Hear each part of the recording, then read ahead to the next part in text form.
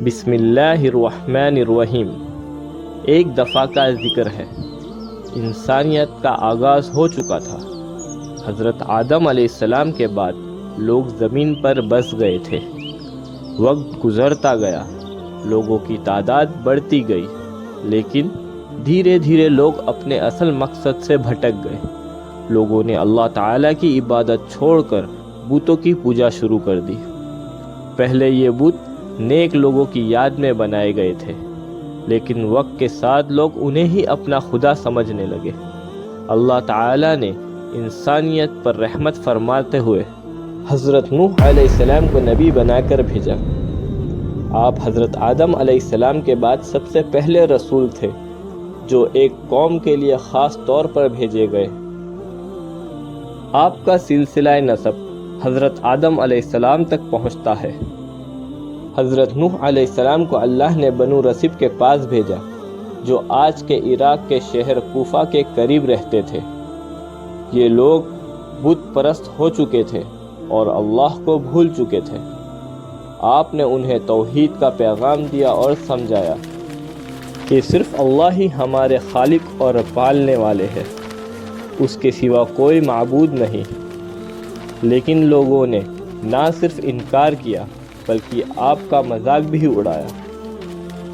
حضرت نوح علیہ السلام نے صرف کچھ دن نہیں، کچھ مہینے نہیں، بلکہ 950 سال تک اپنی قوم کو اللہ کی طرف بلایا۔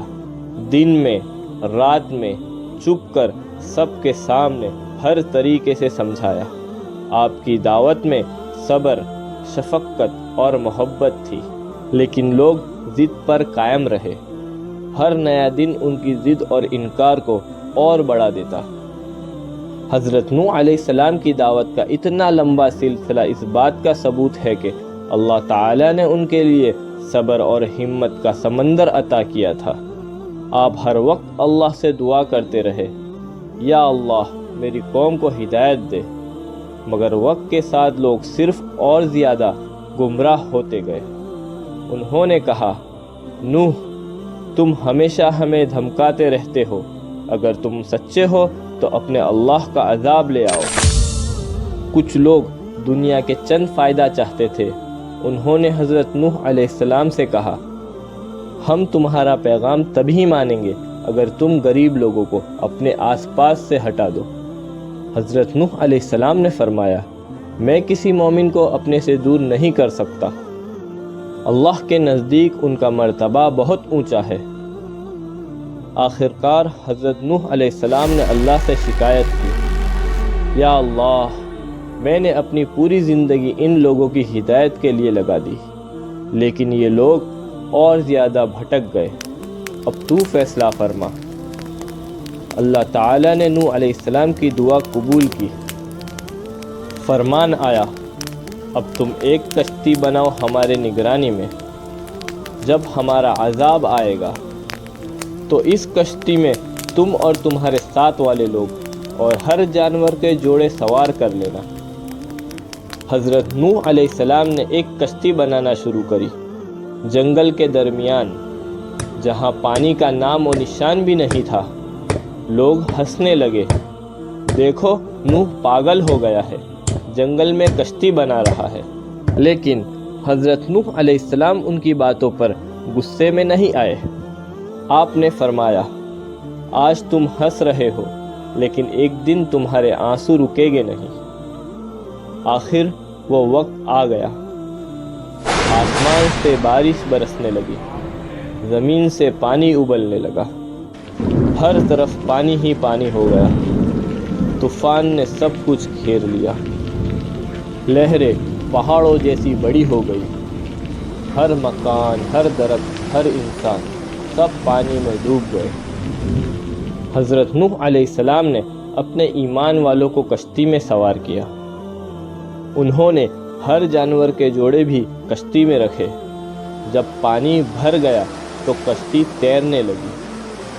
اس وقت حضرت نوح علیہ السلام نے اپنے اس بیٹے کو دیکھا جو اب تک انکار کرتا رہا تھا۔ حضرت نوح علیہ السلام نے اسے پکارا، اے میرے بیٹے، ہمارے ساتھ سوار ہو جاؤ، کافروں کے ساتھ مت رہو۔ اس نے جواب دیا، میں ایک پہاڑ پر چڑھ جاؤں گا، وہ مجھے بچا لے گا۔ حضرت نوح علیہ السلام نے فرمایا، آج کسی کو اللہ کے حکم سے کوئی نہیں بچا سکتا سوائے جسے اللہ رحمت سے بچا لے، مگر اس وقت لہروں نے ان دونوں کے درمیان حجاب ڈال دیا اور وہ ڈوب گیا۔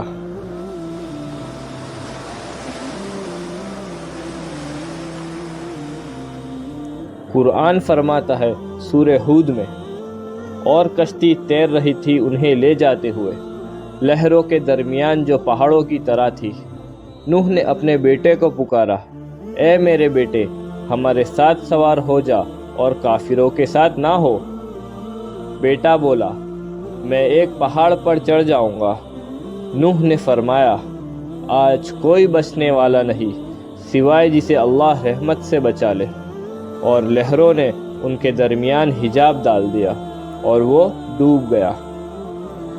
طوفان کے بعد زمین نے اپنا پانی پیچھے لیا، آسمان نے بارش بند کر دی، کشتی ایک جگہ پر رک گئی جسے جودی کا پہاڑ کہا جاتا ہے، جو آج بھی ترکی کے ایک حصے میں ہے۔ حضرت نوح علیہ السلام اور ان کے ساتھ والے لوگ زمین پر آ گئے۔ انہوں نے اللہ کا شکر ادا کیا کہ انہیں بچا لیا گیا۔ آپ کی نسل سے ہی آگے انسانی زندگی کا سلسلہ چلا۔ آپ کے 3 بیٹے تھے، سام، حام اور یافس۔ دنیا کے مختلف حصوں میں چلے گئے اور الگ الگ قبیلے ان سے پیدا ہوئے۔ اس کہانی سے ہمیں کیا سیکھنے کو ملتا ہے؟ پہلا، صبر اور استقامت۔ حضرت نوح علیہ السلام نے 950 سال تک دعوت دی، نہ کبھی ہار مانی، نہ کبھی غصے میں آئے۔ یہ صبر کی عظیم مثال ہے۔ دوسرا، توحید کی اہمیت۔ صرف اللہ ہی ہمارے خالق ہے۔ بت پرستی، شرک یا کسی بھی دوسرے راستے پر چلنا ہلاکت کا سبب ہے۔ تیسرا، لوگوں کا مذاق بنانا حق کے ساتھ ہوتا ہے۔ ہر زمانے میں لوگ پیغمبروں کا مذاق بناتے ہیں، مگر آخر میں صرف سچ جیتتا ہے۔ چوتھا، اللہ کی رحمت اور عذاب۔ اللہ تعالیٰ اپنے بندوں کو موقع دیتے ہیں، لیکن جب ان کا انکار حد سے بڑھ جائے تو عذاب آتا ہے۔ پانچواں، اپنا رشتہ اللہ سے جوڑنا ضروری ہے۔ اپنا بیٹا ہونے کے باوجود یم ڈوب گیا کیونکہ اس کا دل ایمان سے خالی تھا۔ یہ سبق ہے کہ اصل کامیابی نسب سے نہیں بلکہ سچے ایمان سے ملتی ہے۔ آخری پیغام۔